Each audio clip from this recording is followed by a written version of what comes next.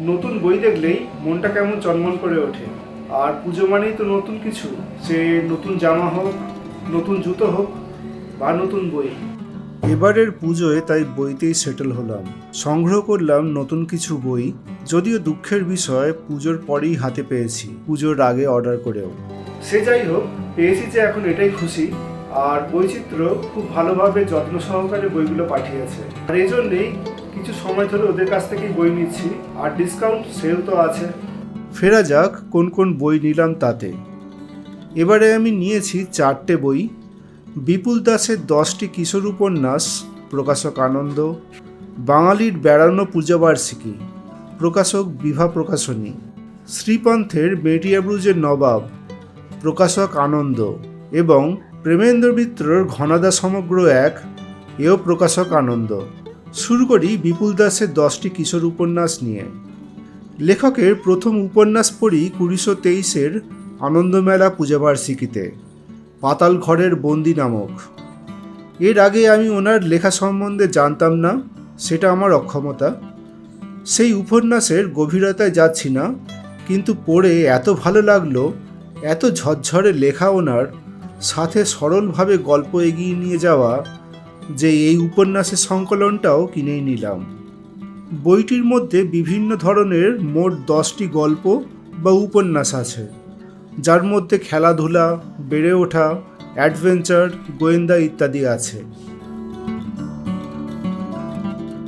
দুটো উপন্যাস আমি ইতিমধ্যেই শেষ করেছি এবং বলতে পারি এই বই কিনে আমি কিছুমাত্র ভুল করিনি। এর মধ্যেই গল্পগুলোর ক্যারেক্টার সাইড এতটাই টাচ করেছে যে বলতে পারি লেখক ক্যারেক্টার ক্রিয়েশনে অনবদ্য। ওনার লেখা পড়লে আমার বারবার শীর্ষেন্দু মুখোপাধ্যায়ের লেখার কথা মনে পড়ে যায়। তবে এই স্টেটমেন্ট ওনাদের তুলনা করার জন্য নয়, কিন্তু লেখার গুণগত মান বোঝানোর জন্যই মাত্র। স্ক্রিনে রইল বইয়ের পূর্ণ সূচি। বইয়ের মুদ্রিত মূল্য 300 টাকা।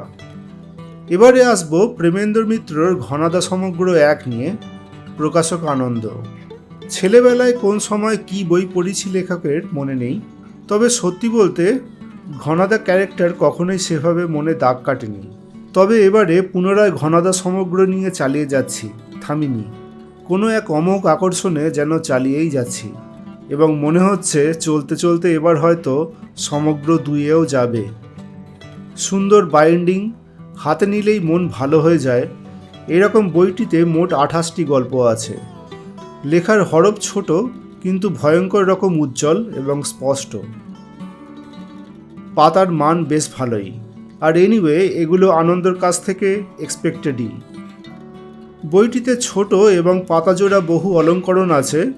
আমার মনে হয় রিডিসকভারিং প্রেমেন্দ্র মিত্র আমার শুরু হলো বলে। স্ক্রিনে বইটির পূর্ণ সূচি রইল। বইটির মুদ্রিত মূল্য 650 টাকা। পরের বইটি বিভা প্রকাশনীর বাঙালির বেড়ানো পূজাবার্ষিকী। এর আগে আমি কখনো এই পত্রিকা কিনিনি। নিজের যেহেতু একটু ঘোরাঘুরির শখ আছে, সেই হেতু এই পূজাবার্ষিকী কিনলাম। বইয়ের দাম 299 টাকা। পাতা সংখ্যা 144। গ্লসি পাতার সাথে অসংখ্য রঙিন ছবি নিয়ে ভ্রমণ ম্যাগাজিনকে আই ক্যান্ডি করে তোলার সম্পূর্ণ প্রচেষ্টা। প্রচুর লেখক লেখিকার লেখা নিয়ে জমজমাট রঙিন পূজাবার্ষিকী। সবই ভালো, কিন্তু আমার মনে হলো কন্টেন্ট তেমন কিছু এক্সক্লুসিভ নয়।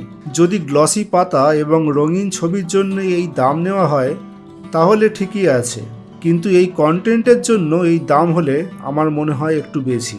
তবে এটা অবশ্যই আমার ব্যক্তিগত মতামত, দরকার নেই অন্য কেউ আমার সাথে সহমত হতে হবে। বেশি সাহিত্যবোধও বোধহয় আশা করা ঠিক নয়, ক্যাজুয়াল চোখ বোলানোর জন্য ঠিক আছে। এবারে আসি পার্বণের শেষ বই নিয়ে, মেটিয়াব্রুজের নবাব বাই শ্রীপান্থ। বইয়ের দাম 600 টাকা। মেটিয়াব্রুজের নবাবের সাথে জড়িত ছোটোখাটো গল্প এর আগে শুনেছি, তাই কৌতূহল একটা ছিল। আনন্দের গলাকাটা দাম আর শ্রীপান্তের বই নিয়ে সোশ্যাল মিডিয়ার হাইপও ওনার বই পড়তে কিছুটা কৌতূহল সৃষ্টি করেছিল। 7.2 বাই 9.2 সাইজটা তবে একটু অপ্রত্যাশিত ছিল, যদিও আগেকার দিনে ছোটদের রূপকথার বই এই সাইজে আসতো। হার্ড বাইন্ডিং এবং জ্যাকেট তার সাথে। আনন্দর আর্ট বইয়ের মতো এখানেও সুন্দর বাইন্ডিং, পাতা উল্টে ভালো লাগবে এরকম পাতা আর ঝকঝকে প্রিন্ট। লেটার বড় এবং ঢিলেঢালা, যথেষ্ট স্পেসের সদ্ব্যবহার করার জন্যে। গণেশ পাইনের ছোট এবং ফুল পাতা সম্বলিত বইটিতে ফুল পাতাগুলো গ্লসি পেপারের। বই পড়তে শুরু করলে গল্পের সাথে এক অন্য জগতেই চলে যেতে হয়। সামগ্রিকভাবে বলা যায় এ বই কিনে আমার প্রাথমিক প্রয়োজন মিটেছে, যা হচ্ছে মেটিয়াবুরুজের নবাব সম্বন্ধে জানা। তো এই হলো আমার এই পুজোর বইয়ের গল্প এই বই পার্বণে। আশা করি আপনাদের যথেষ্ট তথ্য দিতে পারলাম এই বইয়ের বিষয়ে। ধন্যবাদ।